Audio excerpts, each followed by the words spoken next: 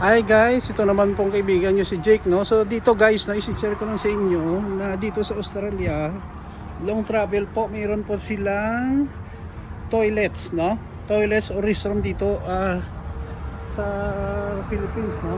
Palikuran sa Tagalog, no? Libre lang po ito, no? Every certain kilometers, makapag-restroom, makapagpahinga kayo para at least makapag bowel movement kayo, mag-ihi, at saka malayo sa aksidente makapagpahinga, no? So ito, meron dito, no?